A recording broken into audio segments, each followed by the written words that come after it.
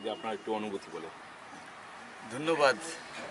খুব খুশি মনের দিক থেকে, আনন্দের দিক থেকে আজকে এই প্রত্যুষে বাংলাদেশ সহ এই পবিত্র নগরীর এবং নগরবাসীকে শুভ নববর্ষ। আপনি নিশ্চয়ই লক্ষ্য করছেন যে গত ১.৫ দশক আজকে যে জায়গাতে দাঁড়িয়ে কথা বলছি অথবা নববর্ষের শুভেচ্ছা জানাচ্ছি, সেটি আমাদের কাছে কল্পনাতীত ছিল।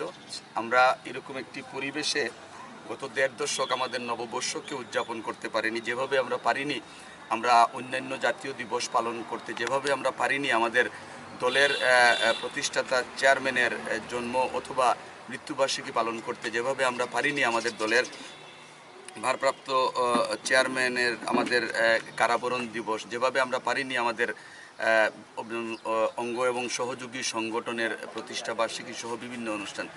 বাস্তবতা হচ্ছে যে সেই ফ্যাসিজম এবং ফ্যাসিস্ট সরকার শুধু রাষ্ট্র ক্ষমতাই দখল করে রাখেনি, বাংলাদেশের মানুষের যে ইতিহাস এবং ঐতিহ্য সেটিকেও তারা দলীয়করণ করেছে এবং অন্য মতের কোনো মানুষের উপস্থিতি তারা সহ্য করতে পারতো না। এবং আজকে আমরা এখানে দাঁড়িয়ে যে আনন্দ চিত্তে কথাগুলো বলছি, এটি আসলে শুধু আমার কথা না, আমাদের সারা বাংলাদেশের যারা আজকে মুক্ত এবং স্বাধীন পরিবেশে নববর্ষ উদযাপন করছেন, এটি তাদের সকলেরই মনের কথা। আমরা আজকে এই ফ্যাসিস্ট মুক্ত বাতাসে বাংলাদেশের সকল মানুষকে নববর্ষের শুভেচ্ছা জানাচ্ছি এবং পাশাপাশি বিগত ১.৫ দশক যারা আমাদেরকে এই পরিবেশ দিতে গিয়ে খুন হয়েছেন, গুম হয়েছেন, নির্যাতিত হয়েছেন, কারান্তরীণ হয়েছেন, বন্ধুত্ব বরণ করেছেন, ব্যবসা হারিয়েছেন, চাকরি হারিয়েছেন, কেউ মা হারিয়েছেন, কেউ বাবা হারিয়েছেন, কেউ ভাই হারিয়েছেন, কেউ আত্মীয়স্বজন হারিয়েছেন, আমরা তাদের সকলকে আজকে নববর্ষে কৃতজ্ঞ চিত্তে তাদেরকে আমরা স্মরণ করছি। এবং যারা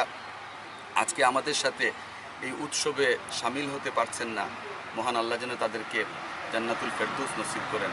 বাংলাদেশের মানুষ আমৃত্যু তাদেরকে মনের মণিকুটায় রাখবে, এটি হচ্ছে আজকের বাস্তবতা। ধন্যবাদ।